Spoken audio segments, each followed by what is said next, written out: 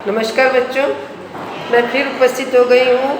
और पिछली बार मैंने थोड़ा सा आप लोगों को पढ़ाया था ये पाठ को कि मंगल सेन जो है वो सपने देख रहा है खाट पर लेटकर, के खाट पर बैठकर चिल्लम जो है थामे हुए सपने देख रहा है कि उसके जो समधी है, इसकी वीर जी की सगाई हो रही है और समधी जो है उसके आजू बाजू जो है फिर रहे हैं और उसे क्या है दूध का ग्लास दिया जा रहा है और वो क्या है बादाम और पिस्ता जो है खा खा कर दूध पी रहा है और जो नीचे शक्कर लगी हुई रहती है ग्लास के नीचे वो भी क्या है उंगलियों से चाट चाट कर खा रहा है। तो यहाँ पर उसका इतना आदर किया जा रहा है, वो अपने सपनों में मगन है, विचार अपने सपन में क्या है गुम है। इतने में क्या होता है संतु जो है उस घर का नौकर है।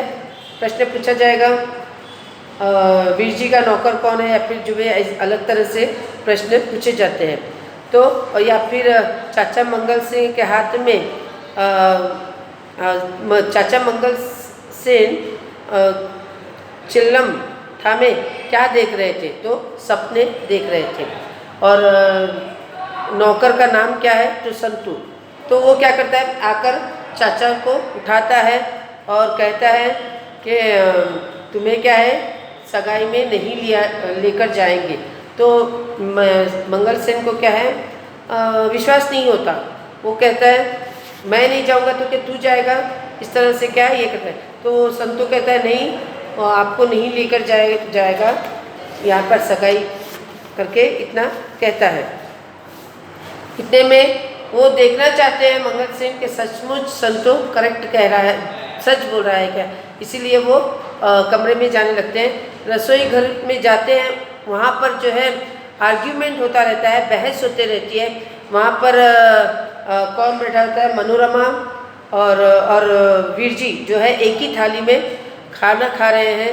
बाबूजी दीवार पर टेक कर बैठे हुए हैं और ये जो है पराठे बना रही है, माँ उसकी जो है पराठे बना रही है। और वो जो है वीर जी जो है कह रहा है कि सिर्फ 125 रुपया में क्या है सगाई होगी, उतना ही आपको ये करना है, जहेज वगैरह कुछ नहीं लेना है, 125 रुपये में सगाई करनी है।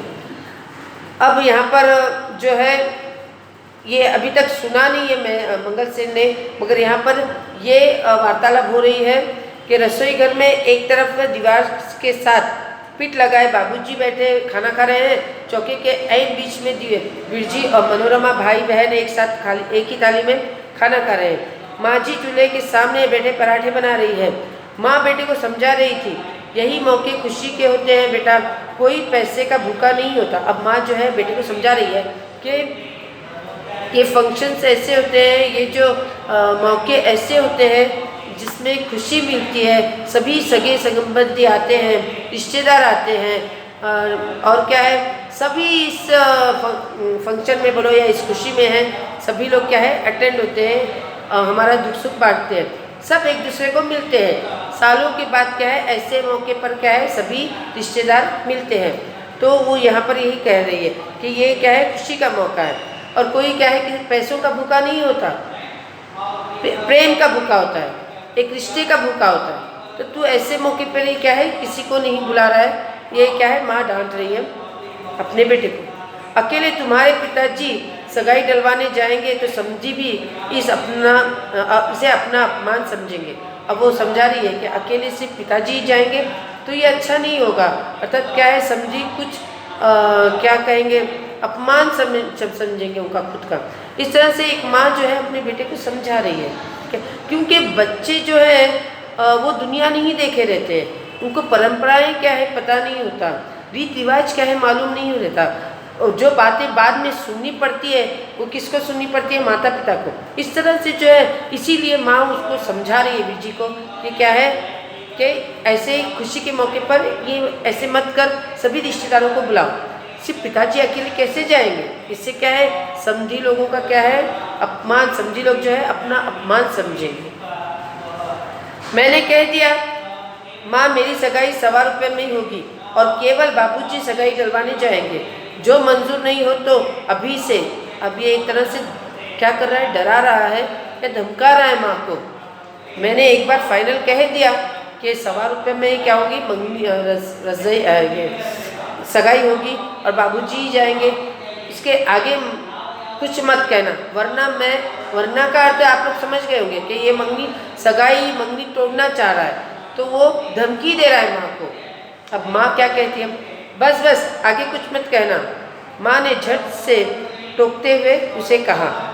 अब माँ जो है उसे कहती है कि और बस इसके आगे कुछ मत कहो, जो तुम्हारी मर्जी है वो करो, हम कौन होते हैं बोलने वाले, तुम्हारी सगाई है। इस तरह से जो है माँ थोड़ा रूठ जाती है, दुखी हो जाती है। जो तुम्हारे मन में आए करो, आजकल कौन किसी का सुनता है, छोटा सा परिवार और इसमें भी कभी कोई काम ढंग से नहीं हुआ, मुझे तो पहले ही मालूम था तुम अपनी करोगे।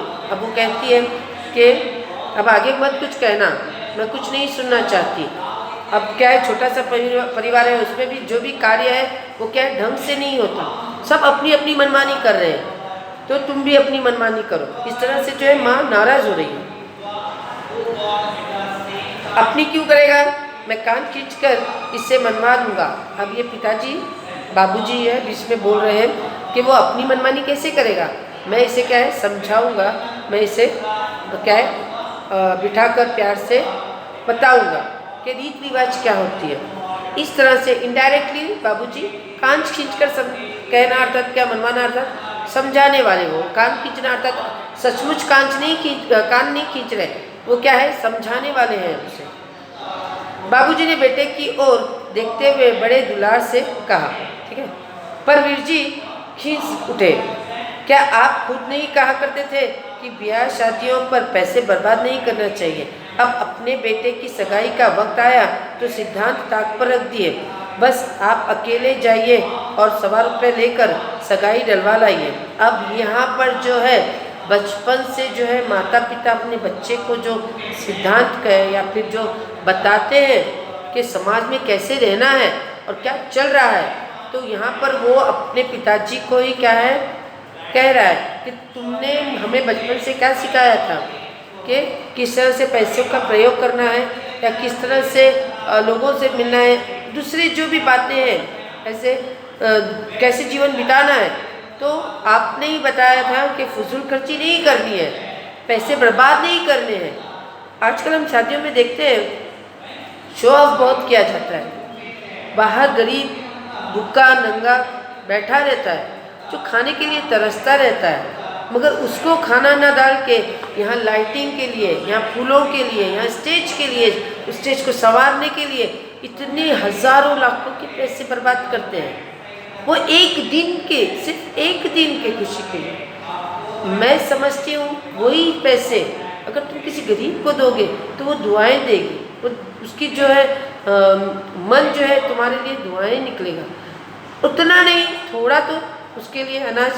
मैं जहाँ तक समझती हूँ ये जो शो ऑफ करते हैं, ये जो दिखावा करते हैं, ये किसी काम का नहीं। ये फजूल खर्ची से कुछ पुण्य मिलने वाला नहीं है, किसी को भी नहीं मिलेगा पुण्य। हाँ, वही पैसा अगर तुम किसी गरीब को खिलाते हो, किसी गरीब को दान देते हो, किसी के काम आए तुम्हारे पैसे, तो तुम्हें पुण्य भी मिलेगा। तो यहाँ पर मैं यही समझाना चाह रही हूँ कि लोग जो है इतने धूम धड़ाके से जो शादियाँ कर रहे हैं, जो खर्च करते हैं, तो ये क्या है सब व्यर्थ है, ये कोई कुछ नहीं लेकर जाने वाला है। खुशी देना है, परंपराएं करनी है, जो भी रीति रिवाजें करनी है, मगर अपने हक में ये दिखावा करके शादी करना, ये क्या है सभी के लिए क्या है हानिकारक है, और इससे क्या कुछ पुण्य नहीं मिलने वाला। वही पैसा अगर तुम गरीबों को दोगे, जो भूखा बाहर खड़ा है, जो तुम्हारे खाने के ऊपर नज़र रख रहा है, उसका पेट भरोगे तो ज़्यादा अच्छा रहेगा। तो यहाँ पर भी जो है वीर जी जो है पिता को डांट रहे कि तुमने कहा था कि किस तरह से बचत करनी है, किस तरह से पैसे क्या है खर्च करने हैं, और आज तुम ही क्या है हम वो जो अपने पर आने पर क्या है ये सिद्धांत तुमने क्या है रख दिए, अलग कर दिए तुमने, अर्थात उस पर तुम क्या है नहीं चल रहे हो। ठीक है, ये अब रोक रहा है। वाह जी, मैं क्यों ना जाऊँ आज। अब यहाँ पर जो है वीर जी कहता है सिर्फ तुम अकेले जाओगे, बाबूजी से कह रहा है कि तुम अकेले ही जाओगे, ₹1.25 का क्या है सगाई करके आओगे। अब यहाँ पर जो है उसकी बहन विरजी की मनोरमा, वो क्या है, वो कहती है बीच में उठकर, वाह जी मैं क्यों न जाऊँ। अब बहनें होती है, भाई होती है, तो उनका भी क्या है, एक अरमान होता है, एक आशा होती है कि मैं अच्छा ड्रेस पहनूंगी, मैं अच्छे कपड़े पहनूंगी, सबसे सुंदर दिखूंगी, और क्या है मैं फंक्शंस में अटेंड होंगी, अर्थात मैं भी क्या है फंक्शनों में जाऊंगी, मेरे सगे भाई की शादी है। तो ये एक अरमान कहेंगे, एक आशा होती है भाई को और बहनों को। वो बहुत दिनों से तैयारियां करते रहते हैं। जब भी किसी के घर में शादी होती है तो क्या है, खास करके वहाँ की बेटियां होती है, जो बहनें होती है, वो बहुत भाई लोग होते हैं, बहुत दिनों से क्या है शादी की तैयारियां करते थे। तो यहाँ पर भी मनोरमा क्या करती है कि बाबूजी अकेले कैसे चले जाएंगे, मैं भी क्या है उनके साथ जाऊंगी। आजकल बहनें भी जाती हैं। मनोरमा सिर झटक कर बोली, वीरजी तुम इस मामले में चुप रहो। अब वीरजी उसको समझा रहे कि बीच में मत बोलो, बीच में मत टोको, चुप रहो तुम। सुनो बेटा, न तुम्हारी बात न मेरी, बाबूजी बोले, केवल 5 या 7 संबंधी लेकर जाएंगे। अब बाबूजी क्या कहते हैं, चलो तुम भी मत नाराज हो जाओ, हमसे भी मत ये करो, एक क्या काम करेंगे, 4 से 5 संबंधी लेकर जाएंगे, अर्थात 4 या 5 आदमियों को लेकर जाएंगे। वहाँ उनसे कुछ मांगेंगे भी नहीं, और वहाँ से क्या है उनसे क्या है कुछ भी मांगेंगे नहीं, जो समझे ठीक समझे दे दे, हम कुछ नहीं बोलेंगे। अब वो कहते हैं जो भी समझे उनको कितना समझता है वो हमें दे दे, हम उनसे कुछ भी मांगेंगे नहीं, हम उनसे कुछ भी पूछेंगे नहीं, ठीक है। इस पर वीर जी टुनक कर कुछ कहना जा रहे थे जब सीढ़ियों पर मंगल सेन को के कदमों की आवाज़ में। अब यहाँ पर बहस हो रही है, आर्ग्यूमेंट चल रहा है माता पिता बच्चों के बीच में, ठीक है, वीर जी बाबूजी माँ के बीच में चल रहा है आर्ग्यूमेंट। तो अब मंगल सिंह जो है, संतो जो मंगल सिंह को बुलाने आया था, वो अब सीढ़ियाँ चढ़ रही हैं। उनकी आहट सुनकर माँ कहती है उनके सामने कोई कुछ नहीं कहेगा, सब लोग चुप हो जाओ, ठीक है। फिर वो आते हैं तो वीर जी क्या है उसके पैर पड़ता है और अपनी जगह क्या है बैठने के लिए उनको दे देता है। तो यहाँ पर जो है मंगल सिंह देखता है कि पराठे जो है भाभी बना रही है, तो भाभी को बोलते हैं कि तुम क्यों पराठे बना रही हो, नौकर किधर है सब, इस तरह से क्या है वो अपनी भाभी को कहते हैं। अब यहाँ पर जो है अब यहाँ पर कोने में बैठा संतू जो नल के पास बर्तन मलने लगा था, कंधे के पीछे मुंह छुपाए हंसने लगा। अब जीते रहो बेटा, अब ये क्या है वो पैर वगैरह पढ़ लिया, अब वो जीते रहो बेटा कह रहा है मंगल सिंह। अब आगे की कहानी पढ़ेंगे क्या होता है।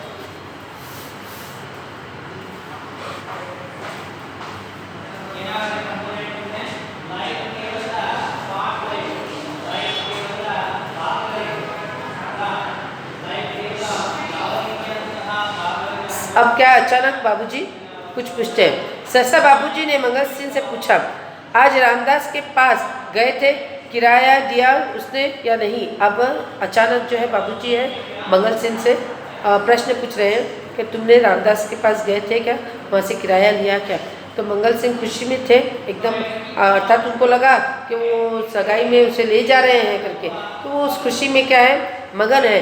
तो उसे उसी तरह चिल्लाकर बोला, बाबूजी वह अफीम जी कभी घर पर मिलता है कभी नहीं, आज घर पर था ही नहीं। अब वो कहता है कि वो अफीम जो है जी जो है वो कभी हम जाने से मिलता है और कभी नहीं मिलता। तो उस पर बाबूजी क्रोधित हो जाते हैं और उनको डांटते हैं कि मुझे आज का आज क्या है किराया लेकर आना है तुम्हें। एक थप्पड़ मैं तेरे मुंह पर लगाऊंगा, तुमने क्या मुझे बच्चा समझ रखा है। अब ये जो है बाबूजी मंगल सिंह को डांट रहा है, बाबूजी अपने भाई जो है मंगल सिंह को डांट रहे हैं। रसोई घर में सहसा सन्नाटा छा गया। माँ ने होठ पीछ लिए। मंगल सिंह की फुलकन सहरन में बदल गई। उसका दायां गाल हिलने सा लगा, जैसे चपट पड़ने पर सचमुच हिलने लगता है। 6 महीने का किराया उस पर चढ़ गया है, तू करता क्या रहता है। अब बाबूजी बहुत ही क्रोधित है और वो क्या है मंगल सिंह पर क्या है क्रोध निकाल रहे हैं, उसे डांट रहे हैं। अब वो जो संतो है उसे क्या है हंसी आ रही है, ठीक है। और मंगल सिंह जो है नाश्ता कर रहा है, तो भाभी जो है उसे परोठा डाल रही है। मंगल सिंह का कोर अभी गले में ही अटका हुआ था। दोनों हाथों से थाली को ढांकते हुए हड़बड़ा कर बोला, नहीं भाऊजी, बस जी। अब जब बाबूजी डांट रहे हैं और क्या है, वो पराठे खा रहा था, इतने में भाभी कहती है कि और पराठा चाहिए क्या? तो वो कहता है नहीं, मुझे बस हो गया करके प्लेट ये करता। इस वाक्य को सुनकर मंगल से जब मेरे यहाँ रहते यह हाल है तो जब मैं कभी बाहर जाऊँगा तो क्या हाल होगा? अब वो जो बाबूजी है वो उसे डांट रहे हैं मंगल सिंह को कि मैं अब जीता हूँ, मैं अब जिंदा हूँ और मैं यहाँ पर हूँ, तो तू इतना क्या है, कामचोर है, कुछ नहीं कर रहा है। अगर मैं नहीं रहूँगा तो तू क्या संभालेगा? घर गृहस्थी को क्या संभालेगा तू? कि क्या रिस्पॉन्सिबिलिटी लेगा? करके ये डांट रहे हैं। कौन? बाबूजी। मगर 6 महीने तुझे यहाँ आए हो गए, तूने कुछ नहीं सीखा और अब तुझे यहाँ आकर क्या है 6 महीने हो गए, मगर अभी तक तूने क्या है कुछ भी नहीं सीखा। ये सब क्या कौन डांट रहा है? बाबूजी क्या है मंगल सिंह को डांट रहा है, क्योंकि वो बैठे बैठे चिल्लम पी रहा है या फिर टाइम वेस्ट कर रहा है, कुछ घर का काम नहीं कर रहा है। इस पर क्या है बाबूजी उसे डांटते। इस वाक्य को सुनकर मंगल सिंह के सर्द लहू में थोड़ी सी हरारत हो आई। मैं आज ही किराया ले आऊँगा बाबूजी, न देगा तो जाएगा कहाँ? मेरा भी नाम मंगल सेन है। अब वो कह रहा है कि मैं आज का आज ही किराया ले आऊँगा। अब यहाँ पर जो है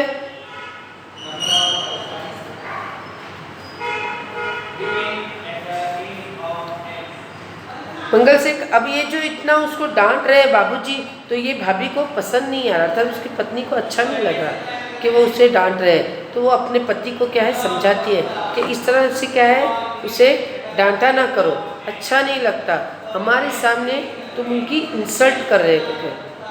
तो अब बाबूजी कहते हैं कि मैंने ऐसा क्या कह दिया उसे, ठीक है, ये रुखाई के साथ नहीं बोलते, वो क्या सोचता होगा। इस तरह से क्या है दोनों में वार्तालाप हो रही है।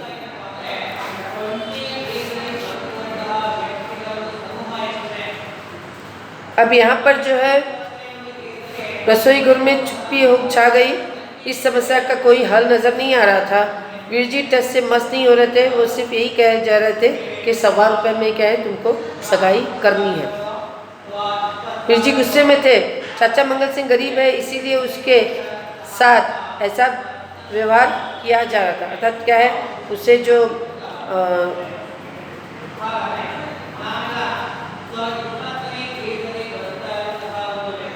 अब वीरजी नहीं मान रहा है तो बाबूजी क्या करते हैं, अपनी पगड़ी उतार कर क्या कहते हैं कि अब ये बालों का तो ये जो सफ़ेद बाल है इसका तो तुझे पास रखना होगा, इस पगड़ी का तो पास तुझे रखना होगा। ये सब वीरजी को कह रहे हैं, ठीक है, क्योंकि वो जिद किए हुए हैं कि 1.25 रुपये में क्या होगी सगाई होगी। वीरजी गुस्से में थे। चाचा मंगल सिंह गरीब है, इसीलिए उसके साथ ऐसा बुरा व्यवहार किया जाता है, यह बात उसे खल रही थी। मगर जब बाबूजी ने पगड़ी उतारकर अपने सफ़ेद बालों की दुहाई दी तो वो सहम गया। फिर भी सरसा करके बोला, यदि आप अकेले नहीं जाना चाहते तो चाचा जी के साथ ले जाइए, चाचा जी को साथ ले जाइए, बस 2 जने चले जाइए। अब क्या है वो बाबूजी जो है मंगल सिंह को डांट रहे हैं, तो ये बात उसकी पत्नी को और वीरजी को पसंद नहीं आ रही थी। जो भी हो वो क्या है उसके मुंह बोले चाचा थे, उनकी इतनी इंसल्ट, क्योंकि वो गरीब है करके उनकी इतनी इंसल्ट की जा रही थी, ये उन्हें अच्छा नहीं लग रहा था वीरजी को। तो बाद में जो है और वो एक ही हट रखा हुआ था कि 1.25 रुपये में ही क्या है तुम्हें सगाई करनी होगी। इतने में बाबूजी जो है पगड़ी उतार कर क्या है सामने रखते हैं, कहते हैं कि मेरे सफ़ेद बालों का तो तुझे लिहाज रखना होगा, अर्थात क्या है तुझे उसका क्या है आदर करना होगा। तो इतने में उसको क्या है एक तरह से दुख होता है कि पिताजी इस तरह से कह रहे हैं, तो वो बाद में कहता है कि मंगल सिंह को ले जाओ और कोई नहीं जाएगा, ठीक है। यहाँ तक की कहानी है, इसके बाद की मैं आगे नेक्स्ट वीडियो में सुनाऊंगी। नमस्ते।